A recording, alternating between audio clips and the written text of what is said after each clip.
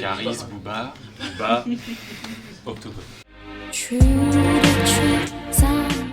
Merci d'être venu à notre rencontre ici au Nuage, au Café du Nuage.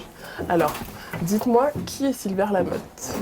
C'est un chorégraphe de 32 ans en danse contemporaine, spécialisé en danse contact improvisation, qui a fondé sa compagnie il y a de ça maintenant 5 ans, avec à l'origine 2 amis qui étaient là depuis le début, Strachot Melkowski et Jérémy Kouyumjian. Voilà, on a fait la première pièce qui était Ruine, qu'on va présenter à Essonne Danse. Est-ce que tu peux nous dire, pour les spectateurs qui nous regardent, quelle est ta définition de la danse contemporaine aujourd'hui ?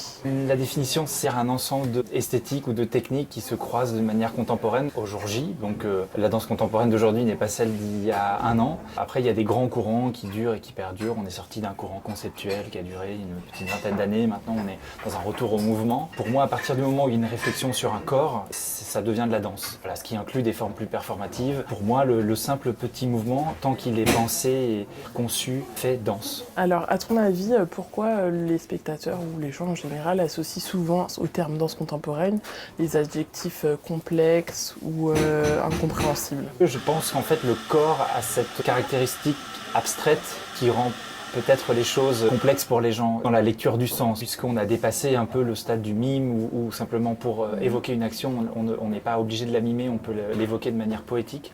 Et donc c'est comme ça que les gens peuvent, on va dire, ne pas avoir une continuité dans la danse, alors que rien n'est illisible dans le mouvement. J'ai travaillé là avec une compagnie jeune public. Tu peux sortir un mouvement qu'ils ne savent pas faire, et en fait ils seront émerveillés en disant « Ah mais d'accord, ok, hop, il fait ça ».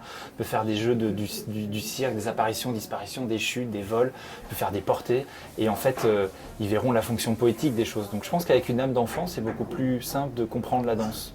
Voilà, moi-même je la comprends pas en fait. Quand je veux voir un spectacle, je regarde, je me laisse traverser par les images. Ah, c'est dur. Interprète en perdition, je pense, et du coup chorégraphe en construction. J'ai plus l'entraînement que j'avais avant, et c'est vrai que peut-être plus chorégraphe maintenant, ouais.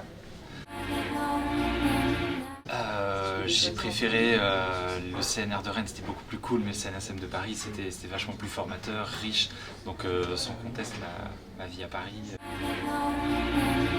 Agir. Parce que j'ai toujours préféré l'action à la réflexion.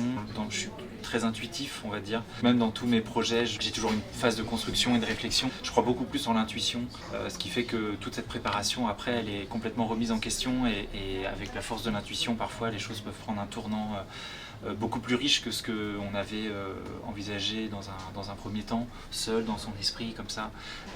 La danse, c'est quelque chose de groupe quand même. L'action collective, elle est souvent plus porteuse pour moi que la réflexion collective. Plutôt nature. Alors on me dit dans l'oreillette de dire culture. Non ouais, plutôt nature. Fort, je sais pas, ici en tout cas à Paris c'est impossible, mais ouais, dès que je peux, j'ai des vacances à vélo, des voyages, tout ça, où j'aime bien être en contact avec la nature. C'est une question style de vie ça, parce que j'aimerais vraiment être plus en contact avec la nature. Mais je réfléchis peut-être à voir comment faire, comment réunir les deux cultures nature. Un contest de voguing au shelter, ouais. La première et la dernière fois, ça a inclus un claquage au mollet. C'était vachement plus fun. Shelter, c'est à Shanghai. C'est une boîte un peu comme ça, tout en alcôve. Il passe de la musique de dingue. Et je sais pas pourquoi, j'étais un peu alcoolisé. Et Shanghai faisant, je me suis lancé dans un contest de voguing. Avant de m'apercevoir qu'il y avait que moi qui le dansais. Je suis fait un claquage tout seul, devant plein de Chinois qui me regardaient en faisant « Ouais !» Très implicite.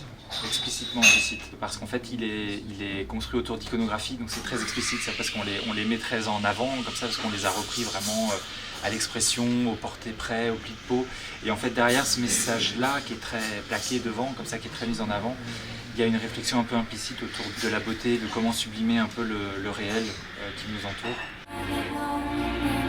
Déménageur breton. C'est qu'on a déménagé pas mal d'amis. Moi je suis breton, je suis chargé des lourdes charges. J'ai avec moi d'autres amis qui sont la fourmi arménienne, qui peut porter à peu près 3 fois son poids. Les armoires normandes, qui dit tout ce qu'il faut bouger mais qui fait rien. Ah, 2 jours. Non, moi c'est pas mon horaire. Pacifique, voilà, profondément. Je suis pas quelqu'un de violent, moi. J'adore apaiser, je suis un peu dans l'apaisement. création, évidemment, parce que moi je crée, après je milite vraiment et j'entends ce message-là d'une génération avant moi qui milite aussi pour un retour du répertoire dans la danse contemporaine. Et je pense qu'en fait on n'arrivera jamais à pérenniser les choses si on n'arrive pas à réinvestir le répertoire, éventuellement d'autres compagnies, ça voudrait dire flécher des moyens pour ça, ça voudrait dire créer des compagnies de répertoire, il en existe, mais qui reprennent encore trop peu ou une petite partie du répertoire qui est le plus connu, style Angelin, Préjocage, Cunningham évidemment, Maggie Marin, voilà, c'est ça, c'est très très connu et en même temps c'est des pièces génialissimes de les faire vivre et moi j'adorerais voilà, passer aussi des pièces à d'autres ensembles. Chocolat noisette, ouais, ça s'il y a une tablette, c'est... Voilà. Par exemple au catering, dans le théâtre, si les danseurs ils savent qu'il faut me la mettre de côté et eux ils prennent tous les fruits secs, les bananes, trucs pas intéressants quoi. Bah, disons que je l'ai fait sur un accord de principe et après en téléphonant en disant voilà bah ça y est c'est fait, j'ai pas eu l'accord explicite. Après voilà c'était trop tard, c'est fait quoi.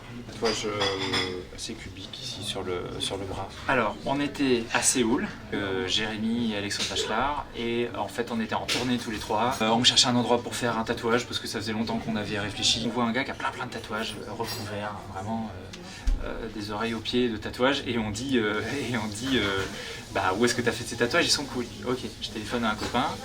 En attendant à aller patienter dans un bar, et puis le gars arrive hyper sympa, il nous amène dans son shop. Alexandre il a fait des baguettes. Et Jérémy, je crois qu'il s'est fait 2 traits, je crois. Voilà, le plus vaillant quoi. Et Saproki. Ouais, même si les deux se connaissent, ils ont fait des featuring tous les deux, mais Saproki, ouais, j'aime beaucoup ce qu'il fait. Forever, j'aime bien, son dernier album. Voilà. Si vous pouvez passer.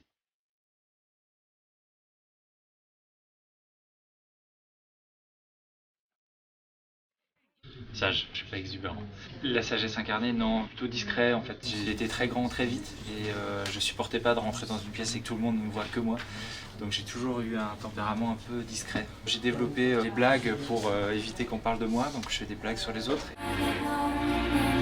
En contact surtout, ouais, ça c'est ce qui me nourrit le contact. Moi, l'interaction avec les autres, un ou plusieurs corps, c'est toujours ce qui me nourrit, ce qui m'émeut quand je le vois dans d'autres travaux aussi d'autres chorégraphes. C'est toujours ce qui m'émeut, et notamment la figure du porté, dès qu'il y a une ou deux personnes qui quittent le sol, quelque chose qui s'élève et qui me transporte moi en tant que spectateur. Beaucoup, au début ça a été beaucoup des connaissances qui sont aussi pour moi qui sont aussi pour moi des collaborations artistiques forcément. Et pour la prochaine pièce là j'ai besoin de rencontrer de nouvelles personnes en dehors de mon cercle de connaissances, on va dire même proches ou éloignés. Et donc c'est pour ça que je fais une audition pour la prochaine pièce voilà, qui sera un trio féminin accompagné d'un musicien live.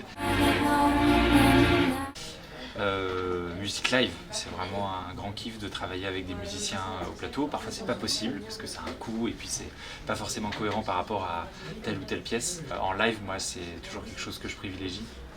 Déjà parce que j'ai un passé un peu de musicien, toute ma famille aussi trempe dans la musique et je sais la richesse en fait de travailler avec quelqu'un en personne, en live, quoi, vraiment, pour ce qui est des respirations, du rythme en commun, pour l'interaction, et puis côté vibration aussi pour le public, tout ce qu'on reçoit, c'est pas la même chose, un enregistrement avec les ondes qui nous parviennent qu'une voix ou qu'un instrument, beaucoup plus émouvant de l'écouter en live. Donc live.